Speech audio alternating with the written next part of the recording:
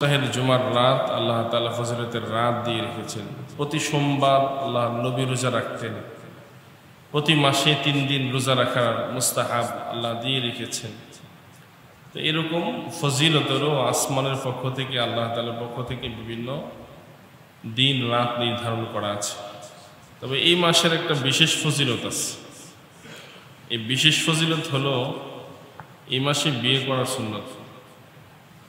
এই শাওয়াল মাসে বিয়ে করা সুন্নত। রাসূল করিম সাল্লাল্লাহু আলাইহি ওয়াসাল্লাম বিয়ে করেছেন শাওয়াল মাসে।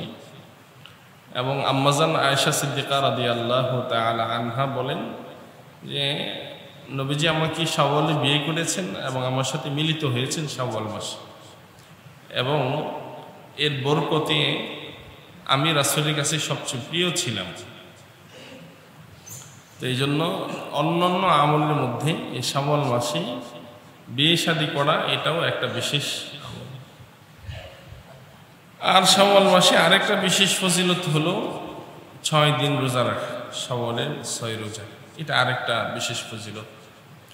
রাসূল করিম সাল্লাল্লাহু আলাইহি ওয়াসাল্লাম হাদিসে বলেছেন, রমজানের শেষ জুমায় ঈদের মাঠেও আমরা শুনেছি পয়গম্বরে আরবি বলেন, মান সামা রমাদান সুম্মা আতবাআহু সিত্তাম মিন শাওয়াল কানা কাসিয়ামিদ দাহর। যে ব্যক্তি রমজান মাসের রোজা রাখছে, এরপর শাওয়ালের 6 রোজা রমজানের অনুসরণ করে রেখেছে, তো সে সারা বছর যদি কেউ রোজা রাখার সওয়াব পেতে চায়, যদি শাওয়াল মাসে 6টা রোজা কেউ রাখে, তো 12 মাস রোজা রাখার সওয়াব আল্লাহ তাআলা তার আমলনামায় দান করবেন। 12টা মাস। এই জন্য এই 4 দিন গেল, এখন এই 30 দিনের যে কোনো 6 দিন আপনি রাখতে পারবেন, ধারাবাহিকও রাখতে পারবেন, ভেঙেও রাখতে পারবেন। এই 6টা রোজা রাখলে কষ্ট করে তো সারা বছর রোজা রাখার একটা সওয়াব আমলনামায় জমা হয়ে যাবে। নিয়ত করতে পারি না ইনশাল্লাহ এই 6টা রোজা, অনেক মা বোনেরা রাখেন, আমরাও নিয়ত করি ইনশাল্লাহ এই 6 রোজা রাখবো। আল্লাহ আমাদের তৌফিক দান করুক, সবাই বলে আমিন। মুআজ্জাজ মুসলিমিন কিরাম, রমজান গত হয়েছে, রমজান আমাদেরকে কি শিক্ষা দিয়ে গেল? রমজান থেকে কিছু শিক্ষা আজকে নিব। আজকের আলোচনার বিষয় হলো রমজানের শিক্ষা এবং রমজান পরবর্তী এই শিক্ষা ধরে রাখার করণীয় এবং ইলমে দ্বীন শিক্ষার গুরুত্ব এবং ফজিলত। এই কয়েকটা বিষয়ে আমরা কথা শুনব। রমজান আমাদেরকে কি শিক্ষা দিল?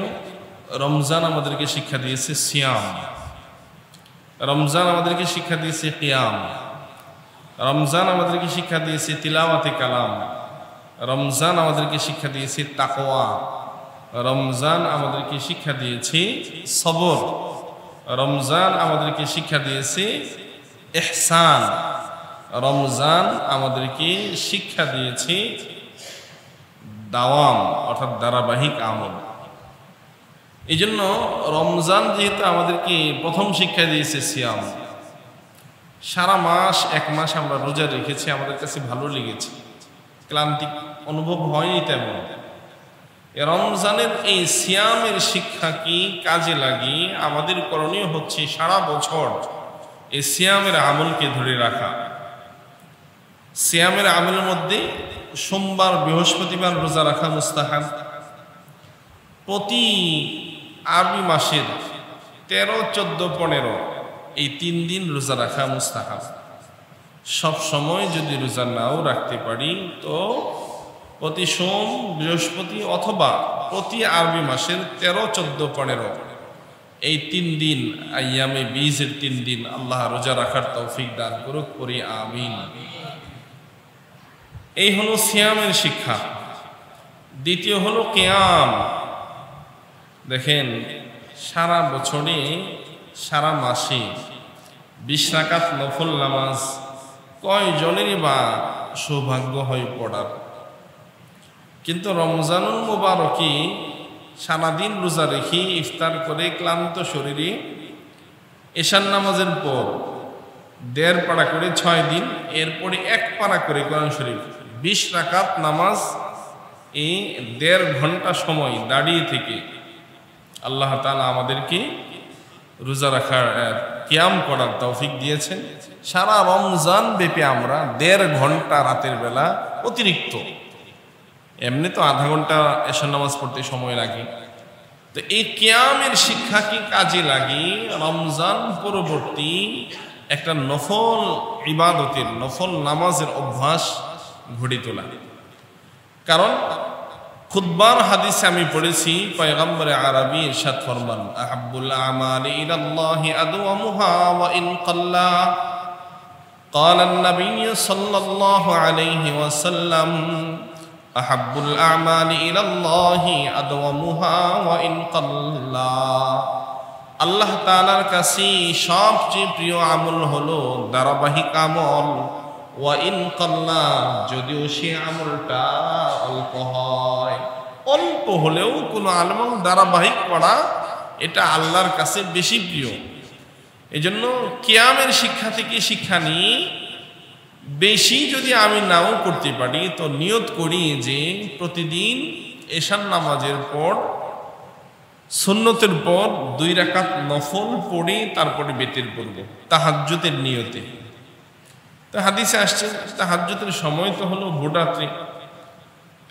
ভোররাত্রে তাহাজ্জুদ পড়বি ওই ব্যক্তি যিনি ভোররাত্রে উঠার ইয়াকিন রাখেন, যার উঠার অভ্যাস আছে, নিয়মিত ওঠেন, এটা সবচেয়ে উত্তম সময়। ওয়াসজুদ ওয়াকতারিব, সিজদা দাও, নিকটবর্তী হও। ভোররাত্রি ঘুমের তীব্রতার কারণে যদি উঠার শঙ্কা হয়, তাহলে এমন ব্যক্তি এশার নামাজের সুন্নতের পর বিতিরের আগে 2 রাকাত নফল তাহাজ্জুদের নিয়তে পড়বে।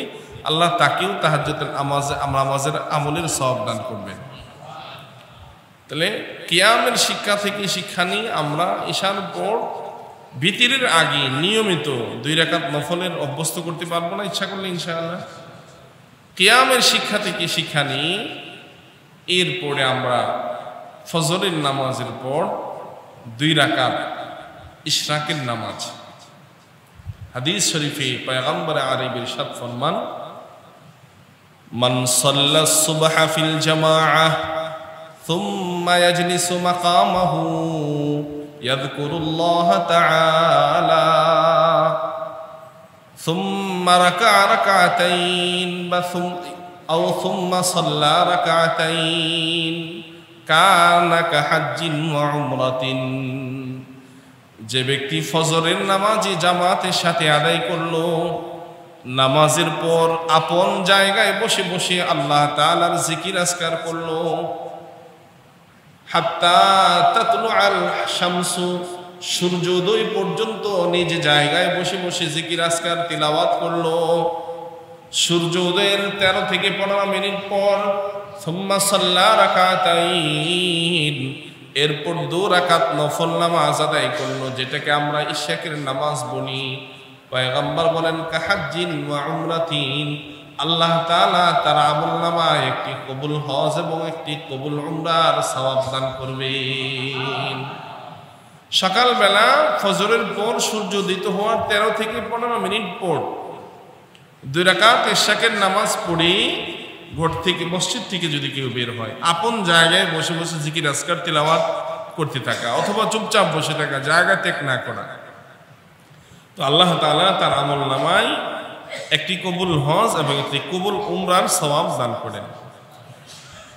নেকির রাস্তা, সওয়াবের রাস্তা আল্লাহ তাআলা আমাদের জন্য অনেক সহজ করে রেখেছেন, যদি আমরা গ্রহণ করি। ঘরে বসে, মসজিদে বসে হজ উমরার সওয়াব কামানো যায়। অনেকে হজ উমরায় টাকা পয়সা খরচ করে গিয়েও কবুল হওয়ার নিশ্চয়তা নাই, কিন্তু ছোট ছোট আমল গুরুত্বের সাথে করলে হজ উমরার সওয়াব আল্লাহ আমলনামায় দেন এগুলো। এরপর চাশতের নামাজ। চাশতের নামাজের ব্যাপারে হাদিসে আসছে, চাশতের নামাজ শরীরের অঙ্গ প্রত্যঙ্গের হক, যাকাত। আল্লাহ যে আপনাকে চোখ এক নিয়ামত দিয়েছেন, কান এক নিয়ামত দিয়েছেন, জিহ্বা এক নিয়ামত দিয়েছেন, হাত পা এক নিয়ামত দিয়েছেন, এই সকল নিয়ামতের শুকরগুজার হক এবং যাকাত আদায় হয় চাষতের নামাজের মাধ্যমে। সম্পদের যাকাত আমরা আদায় করি টাকার মাধ্যমে, আর শরীরের অঙ্গ প্রত্যঙ্গের যাকাত আদায় হয় চাষতের নামাজের মাধ্যমে। আপনি সারাদিন ঘুরতেছেন, ফিরতেছেন, চলতেছেন, বেড়াচ্ছেন, দুনিয়ার কত কিছু আপনি অঙ্গ প্রত্যঙ্গ দিয়ে করছেন। তো দিনটা তুমি শুরু করো চাষতের নামাজ। আমরা কখন পড়বো? সূর্য তীব্র হওয়ার পর 9টার দিকে চাষতের নামাজ, 8টার দিকে পড়তে পারবো, 9টার দিকে পড়তে পারবো, 10টা 11টায় পড়তে পারবো। জোহরের সময় হওয়ার আগ পর্যন্ত চাষতের নামাজ পড়তে পারবো। উত্তম সময় হলো 8টা থেকে 10টার মধ্যে পড়া। 8টা থেকে 10টার মধ্যে সূর্যের কিরণ যখন তীব্র হওয়া শুরু করে তখন পড়া সবচেয়ে উত্তম। তবে জোহরের ওয়াক্ত হওয়ার আগ পর্যন্ত চাষতের নামাজ পড়তে পারবো। ইশরাকের নামাজ যদি ফজরের পর সূর্যোদিত হওয়ার পরে পড়তে না পারি, যখন আমার জোহরের আগে সময় হব 2 রাকাত নফল নামাজে আমি ইশরাক এবং চাষ দুইটার নিয়ত একত্রে করতে পারবো। বুঝছেন কথা? আপনি ফজরের পর মসজিদে পড়েননি, বাসায় যে একটু বিশ্রাম করেছেন অথবা কাজ করেছেন, 8টা 9টা 10টা 11টা যখনই আপনি ইশরাকের নামাজ পড়তে চাবেন, ইশরাক এবং চাষ দুটো নামাজের নিয়ত একসাথে করে 2 রাকাতের মধ্যে তখন পড়তে পারবেন। আল্লাহ আমাদেরকে সবাইকে আমল করার তৌফিক দান করুন। এরপর হচ্ছে আওয়াবিরের নামাজ, কিয়ামের শিক্ষা থেকে। মাগরিবের নামাজের পর 6 রাকাত। কত রাকাত? 6 রাকাত। কারো যদি কোনো ব্যস্ততা থাকে তো মাগরিবের পর 2 রাকাত সুন্নতির সাথে 2 রাকাত নফলের নিয়ত করা যাবে, আর পর বাকি 4 রাকাত। এই 6 রাকাত আওয়াবিনের নামাজ যে নিয়মিত পড়বে, আল্লাহ তাআলা তার রিজিকের অভাব দূর করে দিবেন। তাহলে এশার নামাজের পর তাহাজ্জুদের নিয়তে তাহাজ্জুদ পড়া, ভোর রাতে উঠে পড়তে পারলে আরো উত্তম। ফজরের নামাজের পর 2 রাকাত ইশরাক পড়া, সূর্যের কিরণ তীব্র হওয়া শুরু হলে চাষতের নামাজ পড়া, মাগরিবের নামাজের পর অতিরিক্ত 6 রাকাত নফল আওয়াবির নামাজ পড়া। রমজানি তারাবির নামাজের ধারাবাহিক কিয়াম থেকে শিক্ষা নিয়ে আল্লাহ তাআলা আমাদেরকে ফরজ, সুন্নতে মুআক্কাদা, ওয়াজিবের পাশাপাশি এই নফল নামাজগুলো ধারাবাহিক করে যাওয়ার তৌফিক দান করুন। কি বলছেন? আহাব্বুল আমালি ইলাল্লাহি আদওয়ামুহা ওয়া ইন কাল্লা। আল্লাহ তাআলার কাছে প্রিয় আমল হলো ধারাবাহিক আমল, যদিও সেটা অল্প হয়, অল্প হোক। এরপর হলো রমজান আমাদেরকে শিক্ষা দিয়েছে সবর। রমজানে রাগ গুসা আমরা কম করেছি, সারাদিন না খেয়ে থেকেছি। কানাআত, অল্পে তুষ্টি হওয়ার শিক্ষা, সবরের শিক্ষা রমজান আমাদেরকে দিয়েছে। সবর যারা করবে, আল্লাহ তাআলা কোরআনে বলছেন ইন্নাল্লাহা মা'আস সাবিরিন, নিশ্চয় আল্লাহ তাআলা ধৈর্যশীলদের সাথী। বিপদে পড়েছেন, ধৈর্য ধারণ করেন। সফরে যাচ্ছেন, ধৈর্য ধারণ করেন। গাড়ি একটা পাননি, ভালো গাড়ি আসতেছে না, অপেক্ষা করছেন, আর একটু অপেক্ষা করেন। আপনি অসুস্থ মানুষ, বয়োবৃদ্ধ মানুষ, অথবা আপনি একটু শৌখিন মানুষ, লোকাল গাড়িতে চলবেন না, একটু অপেক্ষা করেন, আপনার জন্য এসি গাড়ি আসতেছে, অস্থির হবে না। এরকম যারা সবরের সাথে সব জায়গায় চলে, তো তাদের জন্য বাড়ি এরকম ব্যবস্থা হয়ে যায়। আমি তো প্রায়ই বলি, আমার তো নিজস্ব গাড়ি নেই, তো লোকালি গাড়িতে চলাফেরা করি। ফ্যামিলি নিয়ে গেলে হয়তো গাড়ি নিয়ে চলি, প্রাইভেট গাড়ি ভাড়া নিতে হয়। তাছাড়া যে লোকালে চলাফেরা করি, অধিকাংশ সময় অনেকে তো ভয়ে প্রাইভেট গাড়িতে উঠে না বা উঠতে চায় না। তা আমার এরকম ভয় চিন্তা কেন জানি কম কাজ করে, আল্লাহর উপর ভরসা করে আয়াতুল কুরসি পড়ে উঠি। প্রায় সময় আমার এই যে ঈদের সফরে আসা যাওয়া বিভিন্ন জায়গায় এসি গাড়ি, প্রাইভেট গাড়ি ব্যবস্থা হয়ে যায়। আজকেও আসছি এভাবেই, একেবারে মতলব পর্যন্ত আসছি। 3টা গাড়ি পরিবর্তন হয়েছে, 3টাই এসি গাড়ি, প্রাইভেট গাড়ি এবং বাস মিলে। আমি চিন্তা করেছি যে ধৈর্যের সাথে অপেক্ষা করেছি, সবর করেছি, আল্লাহ পাক মিলিয়ে দিয়েছি। তো এই জন্য সবর, ধৈর্য একটা মহৎ গুণ। প্রবাদ বাক্য আছে, রেগে গেলেন তো হেরে গেলেন। আর হাদিসে আসছে ধৈর্যশীল এর পুরস্কার অনেক। আল্লাহ তাআলা তো কোরআনে বলছেনই যে আল্লাহ তাআলা ধৈর্যশীলদের সাথে আছেন। তো রমজানের সবরের শিক্ষা থেকে আল্লাহ তাআলা আমাদেরকে সর্বহালতে, বিপদে, মুসিবতে, রাগান্বিত অবস্থায় ধৈর্য ধারণ করার তৌফিক দান করুন। চতুর্থ শিক্ষা হলো তিলাওয়াতে কালাম। রমজানে আমরা অনেকেই কোরআনে কারিমের খতম দিয়েছি। এখন এই কোরআনে কারিম যেন আমাদেরকে হারিয়ে না যায়, আমরা যেন কোরআনকে ভুলে না যাই, কোরআন থেকে যেন আমাদের সম্পর্ক ছিন্ন না হয়। কোরআনের হকের কথা রমজানের শুরুতে আলোচনা হয়েছে। কোরআনের হক হলো প্রতি মাসে কমপক্ষে এক খতম কোরআন শরীফ তিলাওয়াত করা, এটা কোরআনে কারিমের হক। এখন নিয়ত করি যে প্রতি মাসে কমপক্ষে এক জিলদ, এক খতম 30 পারা তেলাওয়াত করব। কারণ হাদিসে আসছে রাসূল করিম সাল্লাল্লাহু আলাইহি ওয়াসাল্লাম ইরশাদ ফরমান, ইন্নাল্লাযী লাইসা ফী জাওফিহি শাইউম মিনাল কুরআন কাল বাইতিল খাবীর। নিশ্চয় যে সিনা কোরআন শূন্য থাকে, কোরআন থেকে খালি থাকে, কাল বাইতিল খাবীর, এই সিনাটা বিরান ঘরের নেই। বিরান ঘরে যেমন তেলা পোকা, মশা, মাছি, টিকটিকি এগুলো বাসা বাঁধে, ঠিক যে সিনার মধ্যে কোরআনের চর্চা থাকে না, কোরআনের অবস্থান থাকে না, সেই সিনায় শয়তান বাসা বাঁধে। কোরআনের এক আয়াতে আল্লাহ বললেন, ওয়ামাই ইয়াশা আন যিকরির রহমান নুকাইয়িদ লাহু শাইতানান ফাহুয়া লাহু করিন। রব বলেন, মাইয়াশা আন যিকরির রহমান, যে ব্যক্তি দয়াময় রহমানের স্মরণ থেকে গাফিল থাকে, জিকির থেকে, তিলাওয়াত থেকে, তাসবিহ থেকে, মাসনুন দোয়া থেকে, ইবাদত থেকে যে ব্যক্তি গাফিল থাকে, রব বলেন মাইয়াশা আন যিকরির রহমান, যে দয়াময় রহমানের জিকির থেকে গাফিল থাকে, নুকাইয়িদ লাহু শাইতান, আল্লাহ বলেন আমি তার জন্য একজন শয়তান নিযুক্ত করি। নাউযুবিল্লাহ। ফাহুয়া লাহু করিন, এই শয়তান তার আপন বন্ধুতে রূপ নেয়। এজন্য রমজানে তিলাওয়াতে কালাম থেকে শিক্ষা নিই, প্রতি মাসে এক খতম কোরআনে কারিমের তিলাওয়াতের অভ্যাস করব। নিয়ত আছে তো ইনশাআল্লাহ? আল্লাহ তৌফিক দান করুন। রমজানের শিক্ষা হলো পঞ্চম শিক্ষা, তাকওয়ার শিক্ষা।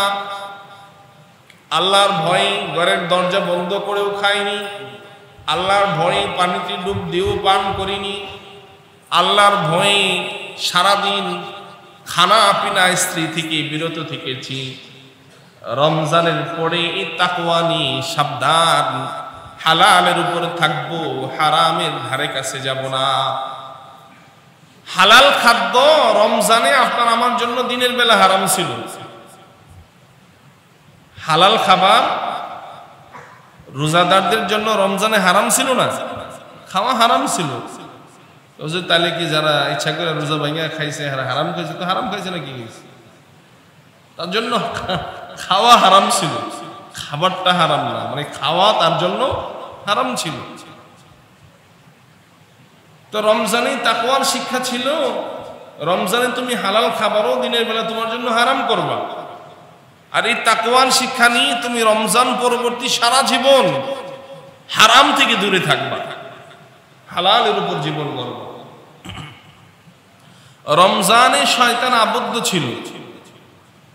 রমজানের পরে যখন গান বাদ্য, টিভি, সিনেমা, অন্যায় অপরাধ শুরু হয়, তখন মানুষ বলতে থাকে যে রমজানে তো শয়তান শিকল বন্ধ ছিল, সমুদ্রে নিক্ষিপ্ত, শয়তান ছুটছে, দেখ শয়তান ছুটছে। তো শয়তান ছুটে যারা আগে আক্রমণ করছে সেই শয়তানিতে আগে লিপ্ত হয়েছে। এই জন্য রমজানের তাকওয়ার শিক্ষা থেকে শিক্ষা নিয়ে রমজান পরবর্তী সময়ে আমরা এই তাকওয়ার শিক্ষা থেকে শিক্ষা নিয়ে আমরা গুনাহ থেকে বিরত থাকব, আল্লাহর ভয় আমরা লালন করব। আল্লাহ আমাদেরকে আল্লাহর ভয়ে হারাম এবং সকল পাপাচার থেকে দূরে থাকার তৌফিক দান করুন। জোরে পড়ি আমিন। মুআজ্জাজ মুসলিম কিরাম, রমজানের আরেক শিক্ষা হলো ইহসান এর শিক্ষা। রমজানে আমরা একে অন্যের প্রতি সদয় ছিলাম। রমজানে আমরা একে অন্যকে অনুগ্রহ করেছি, ইফতার করিয়েছি, সাহারি করিয়েছি, দান সাদাকা করেছি, যাকাত ফিতরা আদায় করেছি। তো এই আমল রমজান পরবর্তী সময়ও ইকরামুল মুসলিমিন, অপর মুসলমানের ইকরাম করা, সম্মান করা, ইহসান করা, অনুগ্রহ করা, খেদমত করা।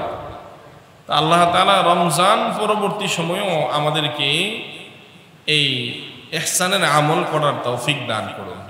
কারণ হাদিসে আসছে, যতক্ষণ পর্যন্ত বান্দা তার ভাইয়ের খেদমতে নিয়োজিত থাকে ততক্ষণ আল্লাহ তাআলা তার খেদমতে নিয়োজিত থাকেন।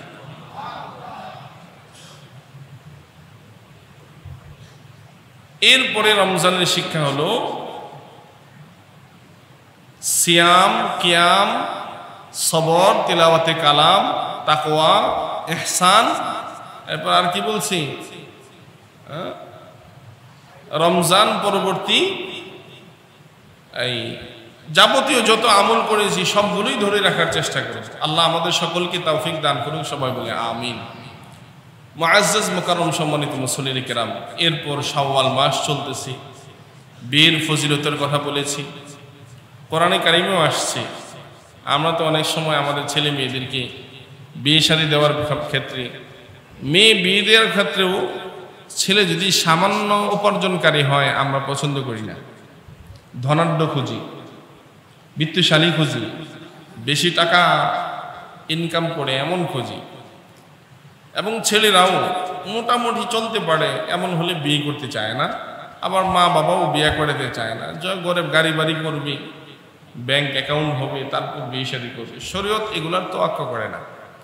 শরীয়ত যদি ছেলের স্ত্রীর ভরণ পোষণ ব্যয়ভার বহন করা এবং স্ত্রীকে নিরাপদে পর্দায় রাখার মতন সামর্থ্য ছেলের থাকে, ওই ছেলে প্রাপ্তবয়স্ক হলে বিয়ে করার যোগ্যতা রাখে।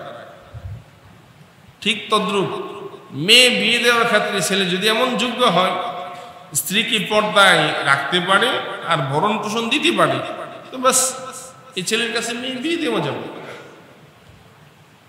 আমরা সমাজে উপযুক্ত পাত্র পাওয়ার পরেও আর্থিক কারণে অনেক সময় ছেলে মেয়েদেরকে সময় মতো বিয়ে দিই না। বিয়ে না দেওয়ার কারণে কত অপ্রীতিকর ঘটনা সমাজের মধ্যে ঘটে। প্রাপ্তবয়স্ক হয়ে যাওয়ার পর শয়তান পিছনে লেগে থাকে, নানান দুর্ঘটনায় ফেলে দেয়। এই জন্য প্রাপ্তবয়স্ক হওয়ার পর ছেলে মেয়ের উত্তম পাত্রপাত্রী পাওয়ার সাথে সাথে বিয়ে শাদীর ব্যবস্থা করা আর শাওয়াল মাসে বিয়ে করা সুন্নত। এই জন্য বিশেষভাবে শাওয়াল মাসে বিয়ের ফজিলত আছে। এই জন্য ছেলে মেয়েদের শাওয়াল মাসে বিয়ে শাদীর ব্যবস্থা করার আল্লাহ তাআলা তৌফিক দান করুন। এরপরে আমরা ইলমে দ্বীন শিক্ষার ফজিলত সম্পর্কে একটু জানব, গুরুত্ব সম্পর্কে জানব। কোরআনে কারিমের সূরাতুল আলাক থেকে তিলাওয়াত করেছি, যেই সূরার প্রাথমিক 5খানা আয়াত কোরআনের সর্বপ্রথম নাজিলকৃত আয়াত। ইকরা বিসমি রাব্বিকাল্লাযী খালাক, এই আয়াতে কারিমাগুলো সর্বপ্রথম কোরআনে অবতীর্ণ হয়েছে এবং সর্বপ্রথম কোরআনে অবতীর্ণ আয়াতের মধ্যে আল্লাহ সর্বপ্রথম শব্দ ব্যবহার করছেন ইকরা, পড়ো। তাহলে বোঝা গেল আল্লাহ তাআলার কাছে পড়াশোনার দাম, পড়ার দাম, গুরুত্ব অনেক বেশি। এই পৃথিবীতে আল্লাহ তাআলা যা কিছু সৃষ্টি করেছেন, সর্বপ্রথম আল্লাহ সৃষ্টি করেছেন কলম। আর সবার আগে আল্লাহ সংবিধানে বলছেন পড়ো। মানুষের ব্যবহার্য বিষয়ের জিনিসাদির মধ্যে কলম সবচেয়ে বেশি প্রয়োজন এমন না, কারণ বাতাস ছাড়া মানুষ বাঁচে না, পানি ছাড়া মানুষ বাঁচে না। এই পানি বাতাস এগুলো আল্লাহ আগে সৃষ্টি করলেন, আসমান জমিন সৃষ্টি করেছেন, এমনকি হাদিসে আসেনি। হাদিসে আসছে আউয়ালু মা খালাকাল্লাহু আল কালামা, মিশকাত শরীফের হাদিস, সর্বপ্রথম আল্লাহ তাআলা সৃষ্টি করছেন কলম। তো অনেক অশিক্ষিত মানুষ তো কলম দিয়ে লিখতেও পারে না, টিপ সহিদে। শিক্ষিত মানুষ অনেক শিক্ষিত, অনেকের এমনও আছে এক সপ্তাহে কলম ধরার প্রয়োজন হয় না, এরপরেও কলম সৃষ্টি করলেন আগে। আর কোরআন শরীফের মধ্যে সর্বপ্রথম বললেন ইকরা, পড়ো। এর মানে কি? আল্লাহ বুঝাতে চান, বান্দা চিন্তা কর যে আমি সবার আগে শিক্ষার লেখার উপকরণ কলম সৃষ্টি করলাম, আর সবার প্রথম তোমাদের কি নামাজ, রোজা, হজ, যাকাত, হালাল হারাম, জান্নাত জাহান্নামের কথা বলার আগে আমি সবার আগে বললাম ইকরা, পড়ো। তুমি পড়লে ভালো মন্দ জানতে পারবা, তুমি পড়লে পড়ালেখা শিখতে পারলে ভালো মন্দ বুঝতে পারবা, লিখতে পারবা। এই জন্য পড়া এবং লেখার গুরুত্ব আল্লাহ তাআলার কাছে অনেক বেশি। আমরাও বলে থাকি পড়ালেখা করে যে গাড়ি ঘোড়ায় চড়ে সেই। এই জন্য এই পড়ালেখার মধ্যে উত্তম পড়ালেখা কোনটা? এক হলো জাগতিক পড়ালেখা, আরেকটা হলো পরলৌকিক পড়ালেখা, আখিরাতের পড়ালেখা, আসমানি পড়ালেখা। এই কোরআনে কারীম লৌহে মাহফুজ থেকে, আসমান থেকে নাজিল হয়েছে, দুনিয়ার মানুষের কোনো রচিত না। জাগতিক যত শিক্ষা আমরা অর্জন করি, জাগতিক শিক্ষা বলতে জেনারেল শিক্ষা, মানুষই কবিতা লিখছে, মানুষই ইংলিশ লিখছে, গ্রামার লিখছে, মানুষ ম্যাথ বানাইছে, বিজ্ঞান আবিষ্কার করছে মানুষ, হ্যাঁ, সব মানুষ করেছে। তো মানুষের রচিত শিক্ষা জাগতিক শিক্ষা, আর আল্লাহ তাআলার পক্ষ থেকে নাজিলকৃত শিক্ষা দ্বীনি শিক্ষা। কোরআনে কারীমের শিক্ষা এটা আল্লাহর পক্ষ থেকে, হাদিস নবীজির পক্ষ থেকে, ওহী মাতলু গায়রে মাতলু। তো এই দুই শিক্ষায় শিক্ষিত হওয়া, এটা যারা শিক্ষিত হয় তাদেরকে আলেম বলে। রাসূল করিম সাল্লাল্লাহু আলাইহি ওয়াসাল্লাম হাদিসে এই ব্যাপারে গুরুত্ব দিয়েছেন। আল্লাহ তাআলা কোরআনে কারীমের মধ্যে এই ব্যাপারে অনেক আয়াত নাজিল করেছেন। আল্লাযীনা ইয়ালামুনা ওয়াল্লাযীনা লা ইয়ালামুন, যারা জানে আর যারা জানে না তারা কি সমান? হাল ইয়াস্তাবিল আমা ওয়াল বাসীর, যার চোখ আছে আর যার চোখ নাই সে কি সমান?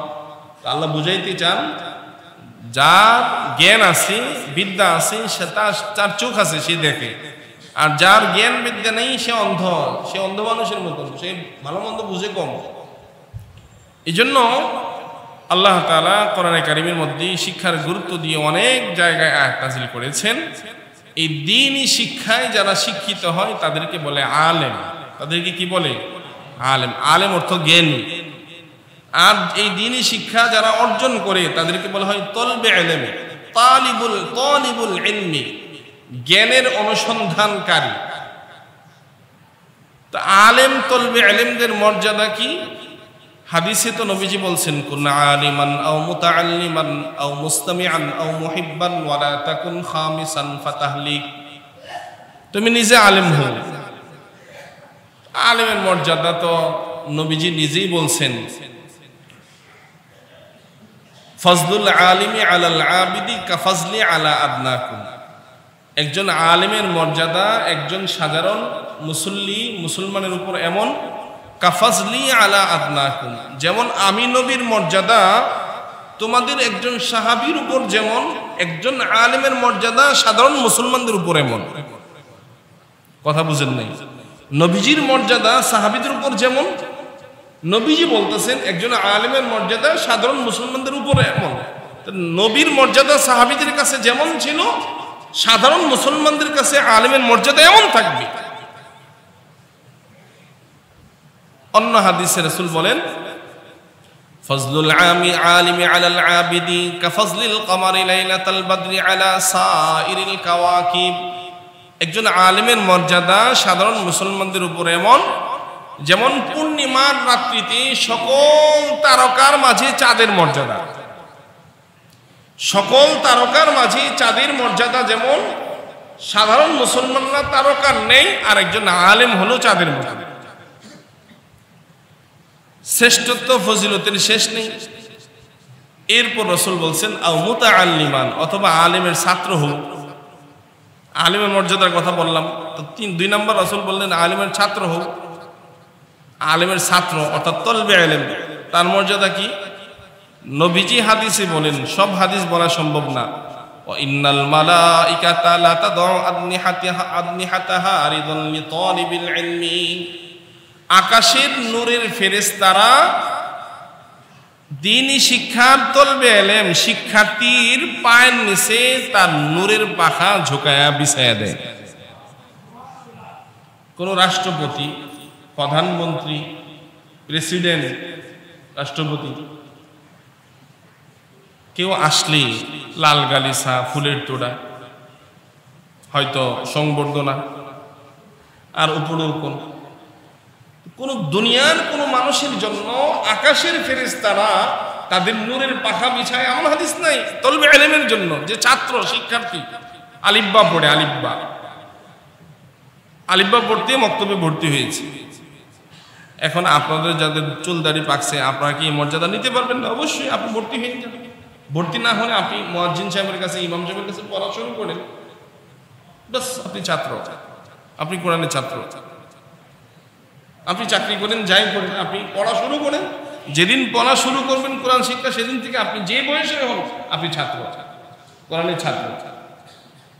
আপনার মর্যাদা আপনার পায়ের নিচে ফেরেশতারা পাখা বিছাবে। এটা শুধু মাদ্রাসায় যে পড়তেছে তার জন্য না, আপনি যেদিন থেকে পড়া শুরু করবেন সেদিন থেকে আপনারও এই মর্যাদা। তো এই ছাত্রীর মর্যাদা এটা। এরপর নবী বললেন আও মুস্তামিআন, অথবা আলেমের কথাবার্তা শুনো, শুনে জীবনে আমল করো। আলেমের কথাবার্তা শুনে আমল করলে কি ফায়দা? আমি আগেও বলেছি, আপনার এক হাদিসে আসছে কিয়ামতের ময়দানে দুনিয়ায় আলেমদের যে অন্যায় হয়েছে, ত্রুটি বিচ্যুতি হয়, এগুলোর বিচার আল্লাহ পর্দার আড়ালে করবেন। বিচার শেষে আলেমদের জন্য যখন জান্নাতের ফয়সালা হবে, আলেমরা রওনা হবে জান্নাতের দিকে। পথের দুই পাশে কিছু মুসল্লি দাঁড়িয়ে থাকবে, পরিচিত, পিছন থেকে ডাক দিবে, সালাম দিবে। হাদিসের বর্ণনা, আলেম পিছনে তাকাবেন, দেখবেন, বলবেন হুজুর আমাকে চিনেন নাই? আমি অমুক, মতলব বাজারে আমার অমুক দোকান ছিল, আপনার সাথে আমার সখ্যতা ছিল, আপনি মতলব কওমি মাদ্রাসার শিক্ষক ছিলেন, আপনি মতলব মসজিদের মুয়াজ্জিন ছিলেন, আপনার সাথে আমার সম্পর্ক ছিল, আপনার সাথে মেহমানদারি করাতাম, খাওয়াতাম, ইফতার করাতাম, এই করতাম, সেই করতাম, মসজিদ মাদ্রাসায় দান করতাম। আমি তো একটু নেকির কমতির কারণে, এই গুনাহের কারণে আটকে গেছি। আপনি যদি আমার জন্য একটু সুপারিশ করেন, আমার মুক্তির ফয়সালা হতে পারে। হাদিসে আসছে উলামায়ে কেরাম, কোরআনে হাফেজ তো জাহান্নাম ওয়াজিব হয়ে গিয়েছে এমন 10 জন আপন জনের ব্যাপারে সুপারিশ করবে। অন্য হাদিসে আসছে জান্নাতি আলেমদেরকে আল্লাহ তাআলা তাদের পরিচিতি জনদেরকে ব্যাপারে সুপারিশ করা আল্লাহ অনুমতি দিবেন। আল্লাহর পক্ষ থেকে যারা অনুমতি পাবে জাহান্নামীদের ব্যাপারে সুপারিশ করার, এমন পরিচিত জনের ব্যাপারে আলেম সুপারিশ করে করে তাদেরকে জান্নাতে নিতে পারবে। এই সুপারিশ পাবে কারা? হাদিসের 3 নাম্বার আমল যারা করবে, আও মুস্তামিআন, অথবা আলেমের কথাবার্তা শুনি শরীয়তের বিধান মেনে চলো।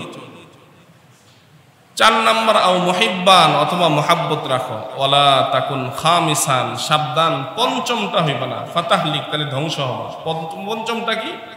এই 4-এর বাহিরে বিদ্বেষ, শত্রুতা, হিংসা, গীবত, শিকায়েত, এগুলো থেকে বিরত থাকো, না হয় তোমার ধ্বংস অনেক নিশ্চিত। নামাজ পড়ে, টুপি আছে, পাঞ্জাবি আছে, যাকাত দেয়, ফিতরা দেয়, সবই করে, কিন্তু এই সমাজের মধ্যে অনেক মানুষ আছে যে আলেমদের পিছনে লেগে থাকে। এদের দুনিয়ার অবস্থাই ভয়াবহ হয়। আর যদি মহাব্বত রাখতে পারেন, তো যেমন ফেরাউনের স্ত্রী আসিয়া আর ফেরাউন, মুসা আলাইহিস সালাতু ওয়াস সালামকে সমুদ্র থেকে কোরানোর পর আসিয়া বলছে এই বাচ্চাটার আমার খুব মহাব্বত রাখতেছে, আর ফেরাউন বলছে এই আমার মহাব্বত লাগে না। দেখেন 2টা শব্দ। চতুর্থ হাদিস বলছেন আও মুহিব্বান, আলেমকে মহাব্বতকারী হোক। নবী মুসা তখনও কোলের দুধের বাচ্চা, শিশু বাচ্চা। ফেরাউনের স্ত্রী আসিয়া বলতেছে বাচ্চাটা আমার খুব ভালো লাগতেছে, মহাব্বত লাগতেছে, আমরা এটাকে লালন পালন করি, আমাদের কাজে আসবে। এই কথা শিশু মুসার প্রতি মহাব্বত প্রদর্শনের কারণে রাইসুল মুফাসসিরিন হযরত আব্দুল্লাহ ইবনে আব্বাস রাদিয়াল্লাহু তাআলা আনহু বলেন, ফেরাউনের স্ত্রী আসিয়া মুসা শিশুকে মহাব্বত করার কারণে আল্লাহ তাআলা তার সিনায় ঈমানের নূর ঢেলে দিয়েছেন। মৃত্যুর সময় সেই কালেমা এবং ঈমান নিয়ে মরেছে। আর মহাব্বত, আমার মহাব্বত লাগে না, এই কথা বলার কারণে ফেরাউন মিশরের বাদশাহ হওয়া সত্ত্বেও নীল দরিয়ায় ডুবে মরছে, ঈমান তার নসিব হয়নি। কালেমা পড়তে চেয়েছে, ফেরেশতারা কাদা মুখের ভিতরে ঢুকাই দিয়েছে। শুধু মহাব্বত করি আর করি না, এই দুইটা কথার পার্থক্য। আর সন্তানদেরকে যদি মাদ্রাসায় ভর্তি করায়া দেন, তাফসিরে কাবীরের লেখক ইমাম ফখরুদ্দিন রাজি রাহিমাহুল্লাহ তাআলা, জগৎ বিখ্যাত আলেম, তাফসিরে কাবীর মধ্যে ওয়াকিয়া বর্ণনা করেছেন। এই মুসা আলাইহিস সালাতু ওয়াস সালামের কবরের পাশ দিয়ে যাচ্ছেন সফরে, যাওয়ার পথে দেখেন শাস্তি হচ্ছে, আওয়ার পথে দেখেন শাস্তি হয় না। তো কাশফের মাধ্যমে কবরের ব্যক্তির সাথে মুসা আলাইহিস সালাতু ওয়াস সালামের কথা হয়েছে। বলছেন, নবীদের কি কবরের মানুষের সাথে কথা বলার সুযোগ? হ্যাঁ হ্যাঁ, কাশফের মাধ্যমে হয়, আমাদের হবে না, আমাদের সেই যোগ্যতা নেই। আর আমি যদি কবরের আযাব গজব আমরা দেখতাম, তো আমরা তো ভয়ে আমাদের আপনজনদেরকে কবরে দাফন করতেই যেতাম না। মুসা আলাইহিস সালাম আসার পথে জিজ্ঞেস করলেন, কি ব্যাপার, যাওয়ার পথে শাস্তি হচ্ছিল তোমার কবরে, এখন শাস্তি হচ্ছে না? আমি মৃত্যুর সময় আমার স্ত্রী গর্ভবতী ছিল, তার পুত্র সন্তান হয়েছে, আজকে তা ওই ছেলেকে, এতিম সন্তানকে মাদ্রাসায় ভর্তি করা হয়েছে। মাদ্রাসায় ভর্তি করার পর প্রথম সবক কি? আলিফবা। আর আলিফবা পড়ানোর আগে বিসমিল্লাহির রহমানির রহিম। আজকে মাদ্রাসায় আমার এতিম সন্তানকে ভর্তি করা হয়েছে, মক্তবের হুজুর আমার সন্তানকে পড়াইছে বিসমিল্লাহির রহমানির রহিম। তা আল্লাহ তাআলা আযাবের ফেরেশতাকে ডাক দিয়া বলছে, তার এতিম বাচ্চা দুনিয়ায় আমাকে রহমান বলছে, দয়ালু, রহিম বলছে অতি মেহেরবান। তার এতিম বাচ্চা যখন আমাকে রহমান রহিম বলছি, মেহেরবান, অতি দয়ালু, তা আমি যদি তার বাবার কবরে শাস্তি দিই, তাহলে তো আমি আর রহমান থাকলাম না।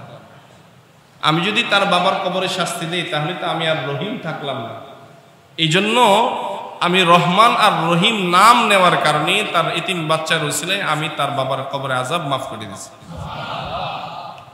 এই জন্য সন্তানদেরকে দিন শিখায়া যান। এই শাওয়াল মাসে মাদ্রাসাগুলোতে ভর্তির সময়, আমাদের মাদ্রাসায়ও এই আগামী সোমবার থেকে ভর্তি কার্যক্রম চলবে, মঙ্গলবার থেকে আনুষ্ঠানিক মাদ্রাসার অফিসিয়াল খোলা থাকবে। এই জন্য নুরানি হিফজ এবং কিতাব বিভাগে দাওরায়ে হাদিস পর্যন্ত যারা এখানে অথবা যে কোনো জায়গায় সন্তানকে আলেম বানাতে চান, এটা উত্তম সময়। আল্লাহ আমাদের সকলের